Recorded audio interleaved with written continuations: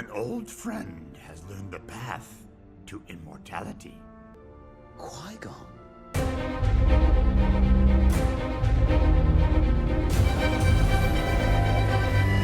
What's up, everybody? Welcome back to the Real Cinema Squad. I'm Roman. That's Austin. There is Ty. And we have a very interesting video for you today. This is the first video of what we're calling the What If series, where we take a bunch of different things that we want to talk about, like what if a certain aspect of this topic had changed. And so we want to start that off since we are coming off of the 25th anniversary of Phantom Menace, and it was Star Wars Day not that long ago. First thing we wanted to talk about was what if Qui-Gon survived the Duel of the Fates in the Phantom Menace. And we have a lot that we want to get to in this one, but I'm going to start it off, if y'all don't mind, by making probably a controversial statement, but I'll explain myself. I think that if Qui-Gon had survived the battle with Darth Maul, the whole Star Wars saga would not have happened. Anything you guys want to say to that before I even get into the details?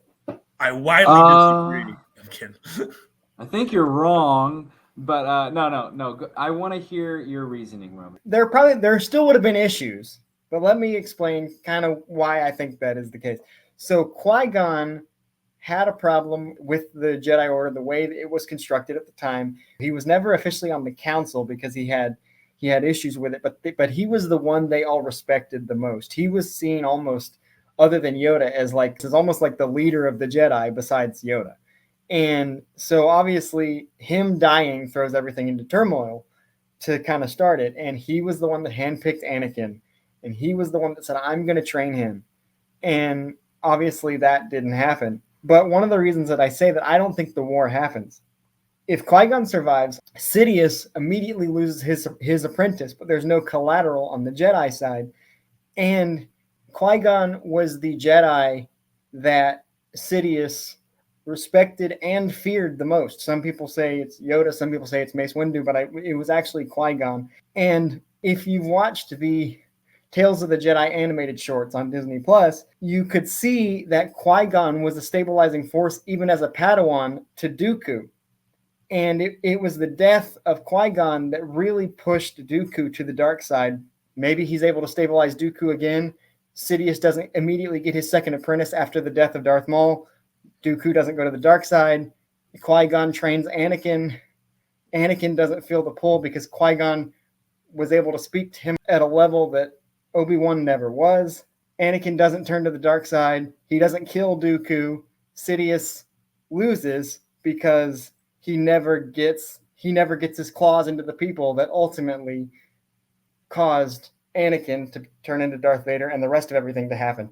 So that is the Cliff Notes version of why I think the Star Wars saga never would have happened as we know it if Qui-Gon had survived. But I'll kick it over to you, Ty. Why don't you go next? Okay, there's a lot to unpack there. So number one, I disagree with you that Qui-Gon was like the second most revered one in the council. He wasn't even on the council, so I disagree with you there. Mace Windu is definitely number two, followed by a slew of other Jedis before Qui-Gon. Do I think that was right? No. I agree with you that he had the best overall outlook on things. Yeah, I'm not saying he was on the council. He wasn't on the council because he had issues with the way the council was run, but the way that the council respected him despite not being on the council was did they respect him though? They pushed back on him, but there was a respect there. That I'm going to disagree a little bit because immediately when Qui-Gon came in, yeah, he may be a master and he may be one of the best. However, everything he said, Yoda and Mace Windu both pushed back on. I mean, they thought, because Qui-Gon immediately said when he brought Anakin in there, he said, okay, you're not going to train him, so then I'll train him. And they were like, well, what about your Padawan, Obi-Wan Kenobi? And he was just like, well, Obi-Wan's ready to become a Jedi Knight. They hated all of that. They didn't respect his opinion. They didn't even really believe that Anakin was the chosen one in the beginning.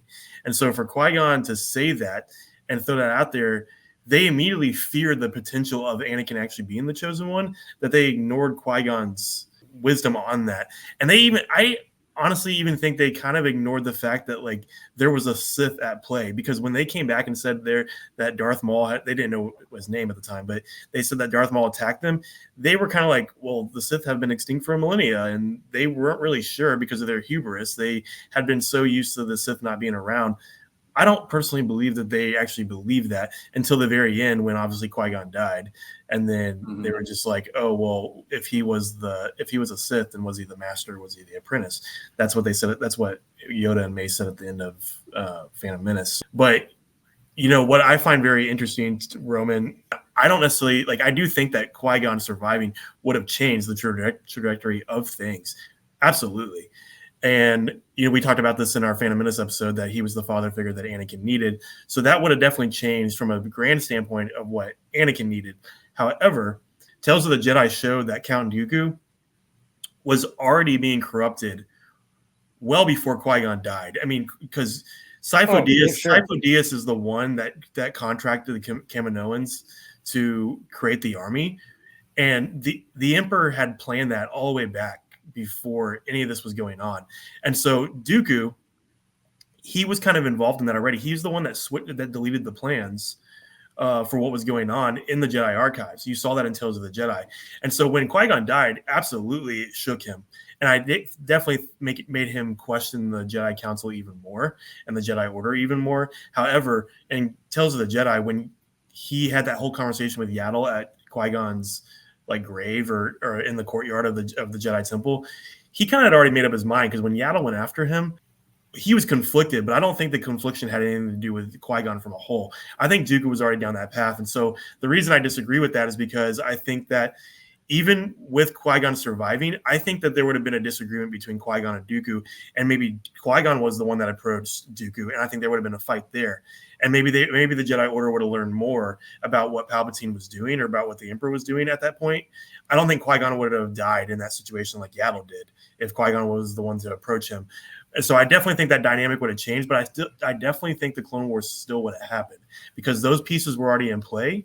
Do I think Anakin would have been the same pawn that he was? Absolutely not, because I think Qui-Gon would have led him down a more wise path than Obi-Wan did. Well, the reason I even mentioned that Qui-Gon could talk him down even as a Padawan, again, going solely off of Tales of the Jedi, you know more about the books and the deeper lore than I do, is that there was a moment in the first Qui-Gon and Dooku episode where Dooku was fighting off the authorities, and he went to force choke one of them, and Qui-Gon put a stop to it. Yep. And so Qui-Gon was a voice in Dooku's head that was holding him back from the dark side, however much. And his death, I think, was the final straw. On the flip side, yeah, Dooku was already kind of corrupted. Yeah, he was conflicted. If Qui-Gon would have survived and found out what was going on, I personally think that he could have pulled him away from Palpatine and Palpatine's grip. But I definitely think that Qui-Gon aligned with Dooku more on the sense of what they thought about the Jedi Order, because Dooku, the reason he even got corrupted by the whispers of the enemy was because he had all those conflictions about what was going on with the Jedi Order. I mean, Mace Windu and him conflicted on things because Mace wanted to follow completely blindly what the politics were. Dooku was like, this is not the way the Jedi should be acting in situations. Qui-Gon agreed with that too, which I think he learned from Dooku.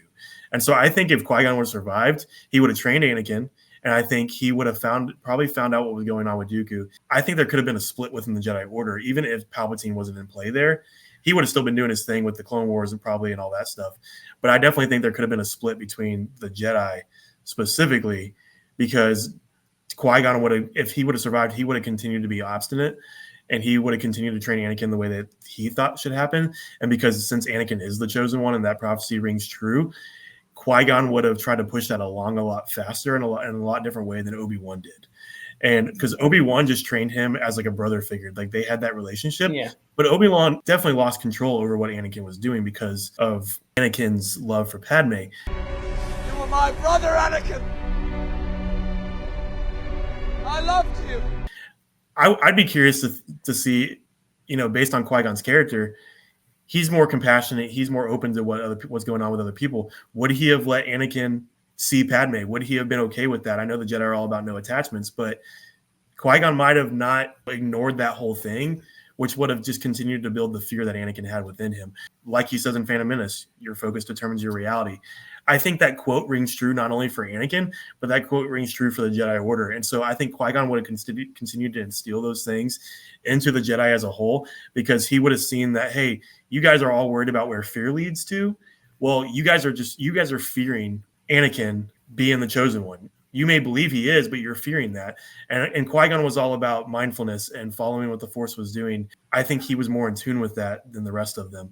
And I think him leading the Jedi Order through that mindset, things could have changed. I'll pose this question before, and then Ty, I'll let you take it away.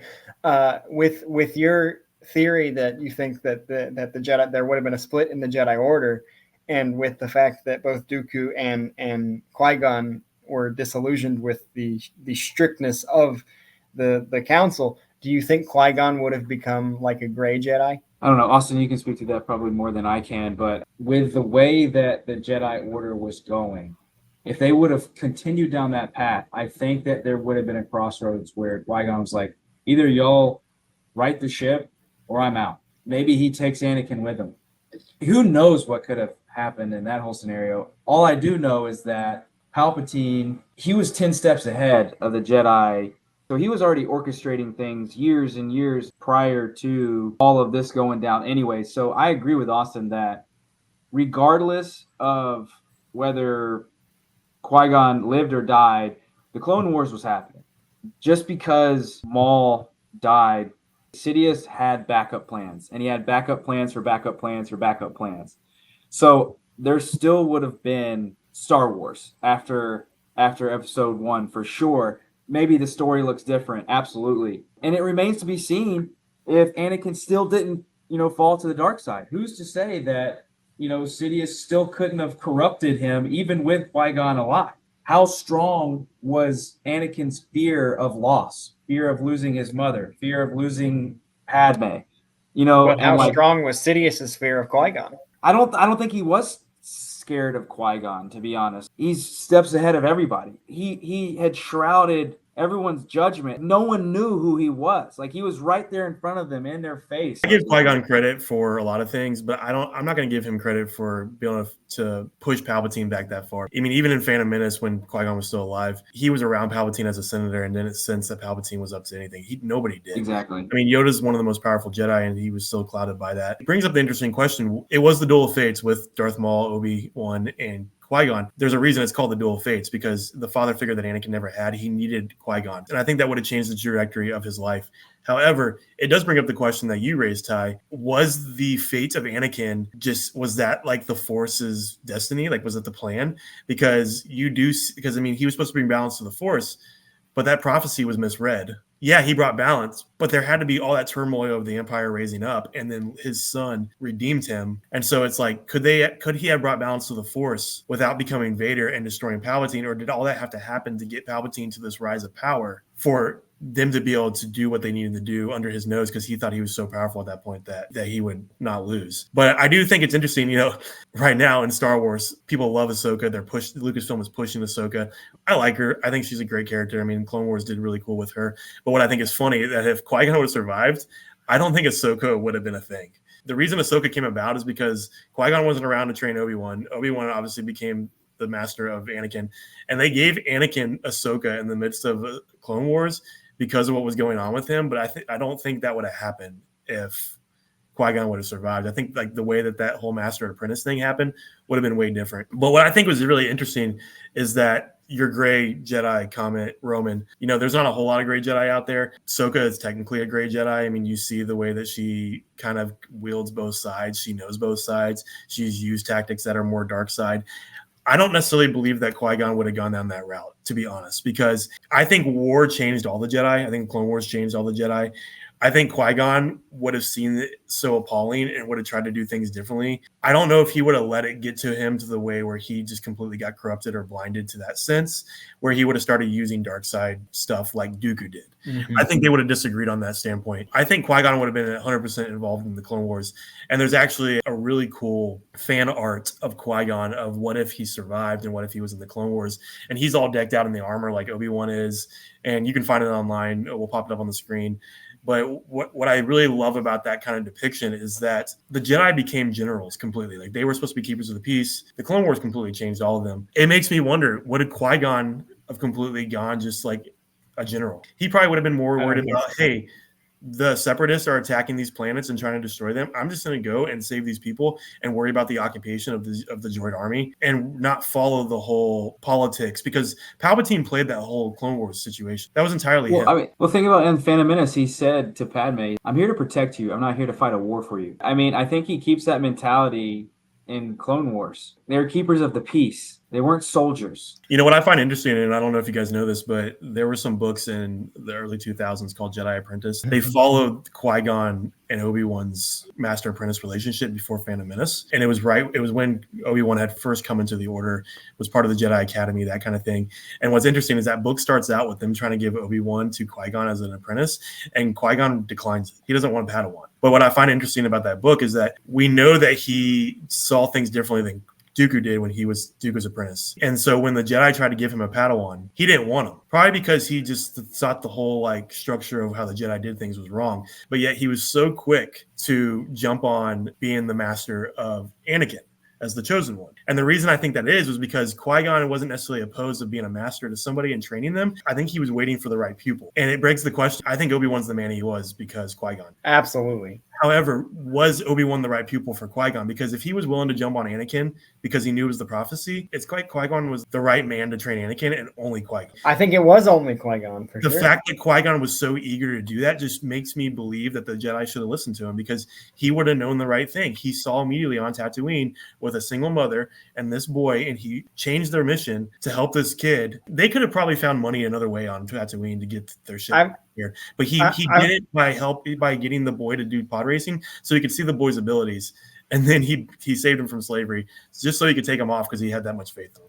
I mean, the fact that the fact that he chose Anakin and then they were like, no, you can't have him. What about Obi-Wan? And then he's like, fine, I'll train him myself. And then he was trying to warn him about the Sith, and they didn't want to hear about the Sith. It proves that Qui-Gon was right about the faults of the Jedi from the beginning. So who's to say that he couldn't have kept Anakin from being, maybe the prophecy was correct for the time that Qui-Gon was alive. With that said, the two things I want to see one of those geniuses that does the YouTube fan films. I want to see them do a film that is if Qui-Gon had survived. And then the other thing I want to see, I know we have it in the Tales of the Jedi, I want to see something live action of Qui-Gon and Dooku when Qui-Gon was the Padawan. But with that being said, last thoughts on all this, because we could talk about this for literally a day. Last thoughts, Ty, go. If Qui-Gon survives, I think Anakin does not turn to the dark side. I think that Anakin still gets with Padme, and I think that he has Luke and Leia, but it's a whole different saga. And I think that Sidious is still orchestrating all behind the scenes. It's just different villains. And I think that some of the villains would be some Jedi. So I think that the balance brought to the Force would be through Anakin, but in a different capacity than by being Darth Vader.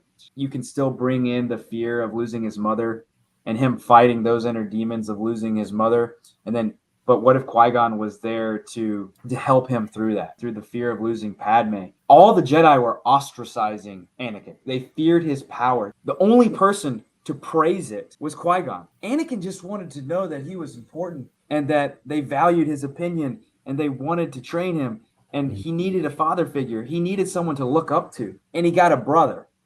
And brothers quarrel. He didn't necessarily look up to Obi-Wan. No, it was a far more adversarial relationship. Yeah. Right. Their entire relationship was based off of obligation. Obi-Wan promises Qui-Gon in his dying moments. So then when he tells Yoda, I promised Qui-Gon that I would train Anakin. It wasn't because he wanted to train Anakin. It's because he promised his master, who he loved and respected. Yeah. And sure, did they come to love each other?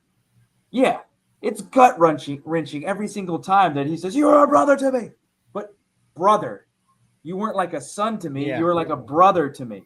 So Qui-Gon was the dad that they needed. And now that I have 3 children of my own, seeing the way that Qui-Gon cared for Anakin, and he cared for Anakin's mom, and he cared for Jar Jar. He literally saved Jar Jar at the beginning of the movie. Like, he was constantly trying to save people. He was what the Jedi still needed to be. Yeah.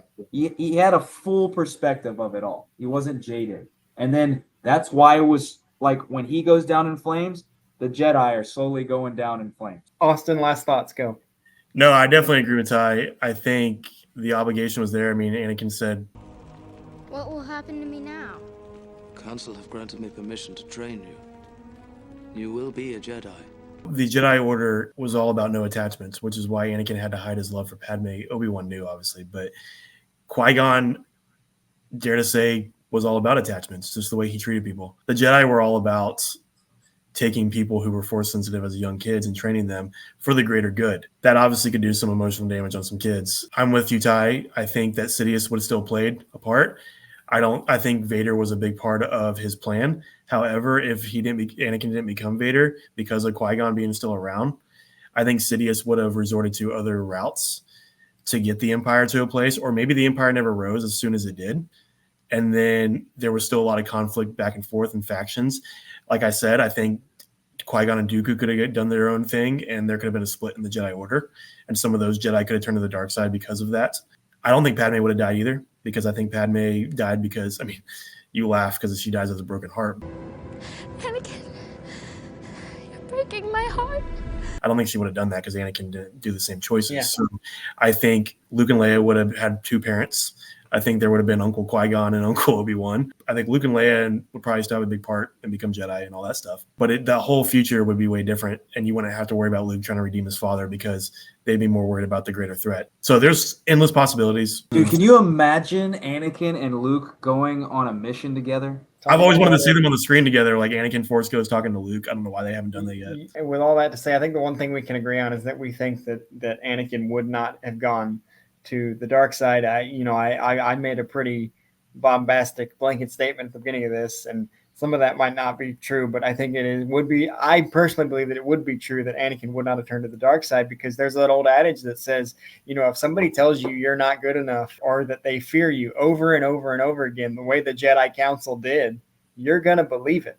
For sure. So if the Jedi Council had accepted Anakin the way that Qui-Gon did, instead of constantly fearing him and saying, no, we can't allow you to be a master, your anger is too, all this stuff, easy to assume that he wouldn't have turned. Well, that's essentially my final thought, is that because of the whispers of Palpatine to Anakin of sowing doubt about the Order, if Qui-Gon was around, he would have immediately probably heard those things and been like, be mindful of what you're thinking, be mindful where your focus is. And it would have changed Anakin's thought process and be like, oh, well, that's actually not true. Whatever you think might have happened with Qui-Gon if he had survived, let us know in the comments. Let's have a conversation about what the fate of the Star Wars universe would have been if Qui-Gon had lived. But until then, I'm Roman, that's Ty, that's Austin, and for Real Cinema Squad, we'll see you next time. Master Qui-Gon.